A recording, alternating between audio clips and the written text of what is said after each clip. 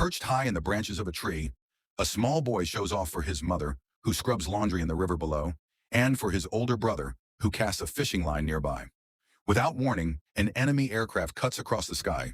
His mother screams for the boys to take cover, but Sergei refuses to budge, insisting he feels no fear. He fits a pine cone into his slingshot and takes aim. In his mind's eye, he scores a flawless hit, downing one plane and then a second. Flushed with triumph, he turns to share the moment with his mother and brother, only to find them gone. The vision dissolves. It was only a dream. Reality crashes in as a neighbor jolts him awake, begging him to flee. His family has been slaughtered, branded as partisan sympathizers. If the enemy catches him too, the same fate awaits. There's no time to escape. Armed soldiers are already at the door. With no other option, his mother thrusts him through the window, giving her own life as bullets tear through the house behind her. Sergei bolts, the crack of gunfire and the crackle of burning timber fading as he plunges into the woods. 6 years old, alone, and gripped by terror. He can't accept that his mother is dead. He calls out for her again and again, met only with silence. By dawn, thirst drives him toward a river's edge, but he's forced into hiding when enemy troops appear. Wedged against a tree's roots, he barely dares to breathe. Then he feels movement, a snake gliding within inches of his face. His pulse races. One sound and he's finished.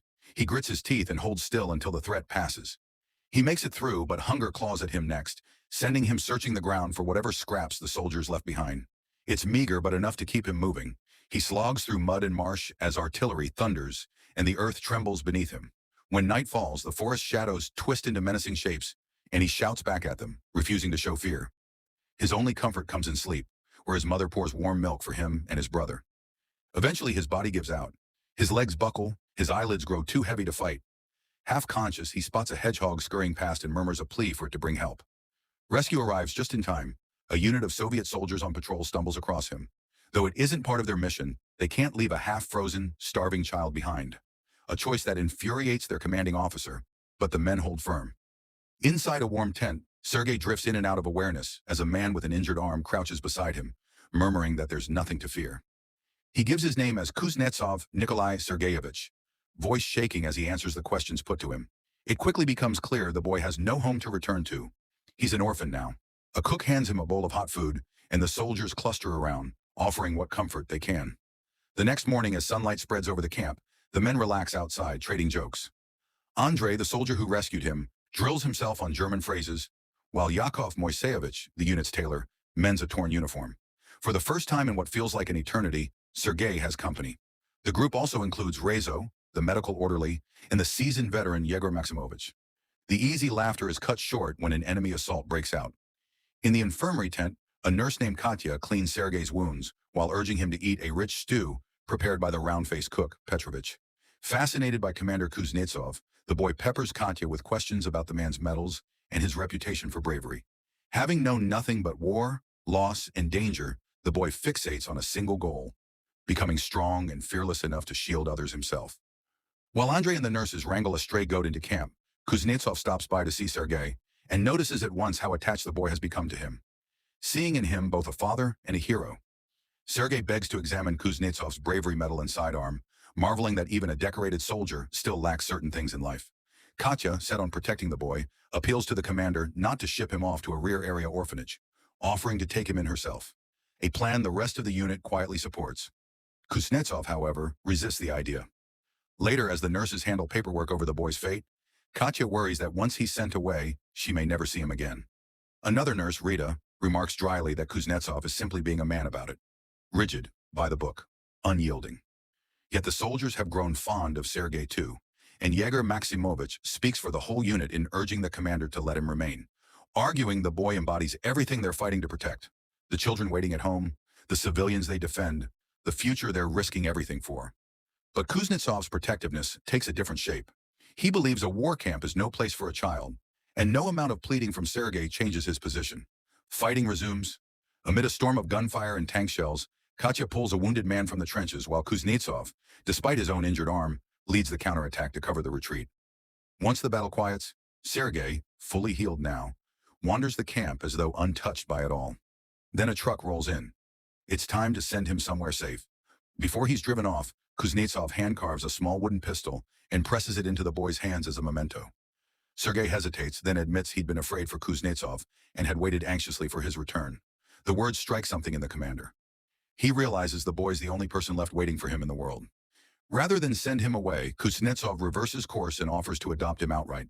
The news sends the soldiers into cheerful chaos, with a lively argument breaking out in Yakov Moiseyevic's workshop over how to size Sergei's new uniform.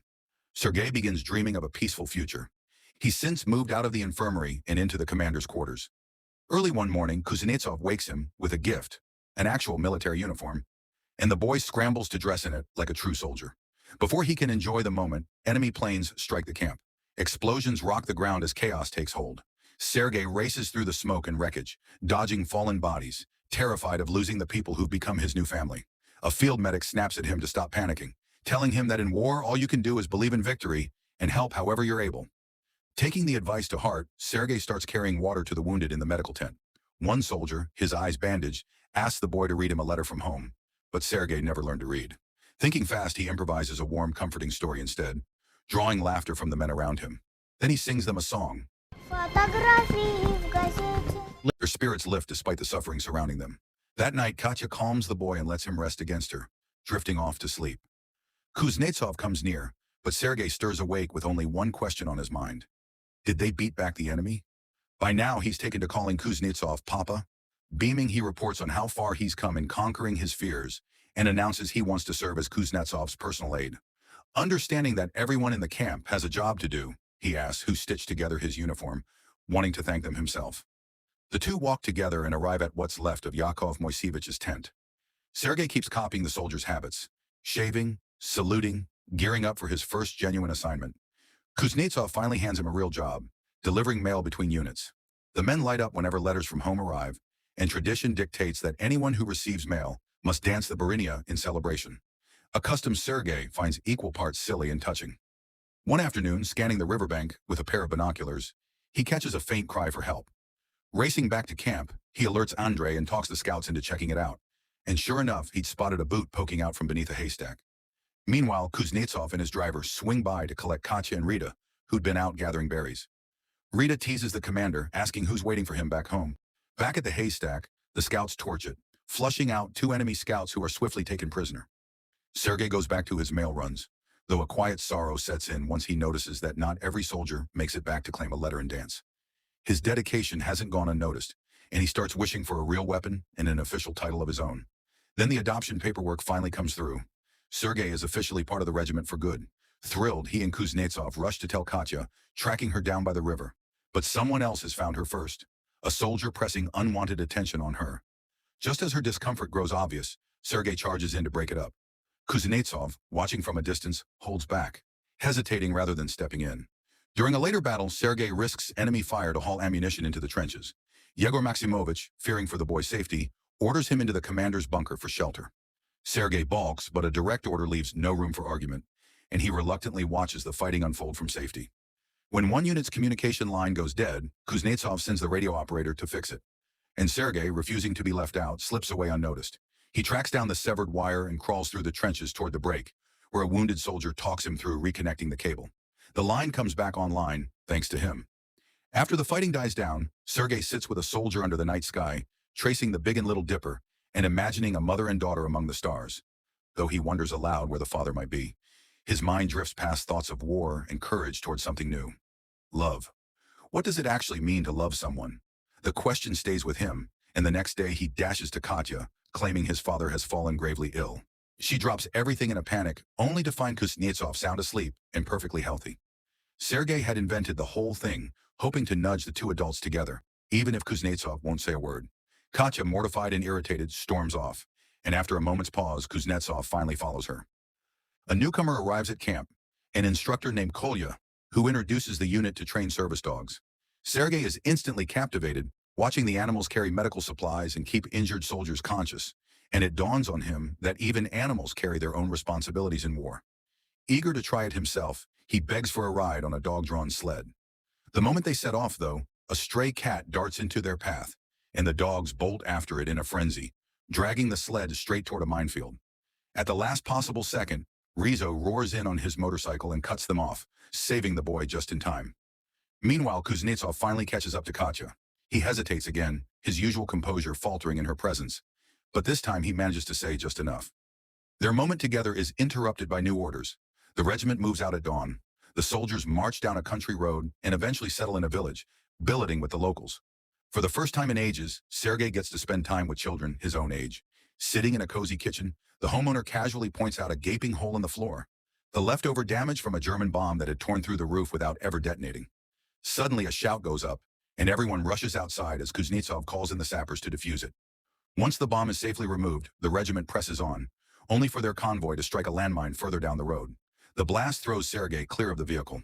Miraculously unhurt, he picks himself up, only to discover others weren't so fortunate.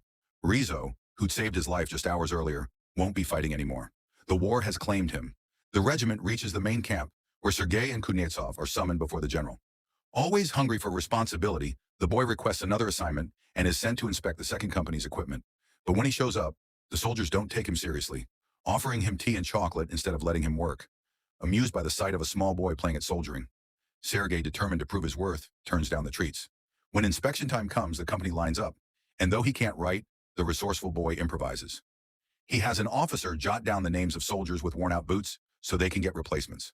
The general is impressed by his initiative, and Sergei, sensing his chance, seizes an even bigger opportunity, turning to the high-ranking officer with a bold request of his own. He wins official approval for his papa to marry Katya. Round the same time, the division earns the honored title of guards in recognition of its bravery. Sergei, lost in a daydream, pictures himself stepping forward to receive a medal in front of the whole regiment, passing the faces of those who've become his family, Andrei, who found him, kind Rizzo, wise old Yakov Moiseyevich, and so many others, living and fallen alike, all looking on with pride. But the dream shatters. He and Nikolai are caught in a direct air raid. The ground shakes with explosions, and as Sergei dives for cover in a trench, he watches in horror as the commander's bunker caves in. He scrambles toward the wreckage, clawing at the heavy beams pinning Nikolai down, straining with everything his small body has. But it isn't enough. Desperate, he sprints for help. Soldiers rush in and manage to pull their commander free. Nikolai is badly hurt, but alive. In the field hospital, Katya tends to him while Sergei visits at every opportunity, gripping his hand and fighting back tears. Nikolai, weakened but still trying to stay strong for the boy's sake, reminds him that men don't cry. But this time, Sergei can't hold the tears back. This story is based on real events. The life of 6-year-old Sergei Aleshkov, who fought alongside Soviet troops at the Battle of Stalingrad, marched with his regiment all the way to Poland, and was awarded a medal for combat merit. Make sure to subscribe and turn on your notification to watch more videos like this. Thank you for watching.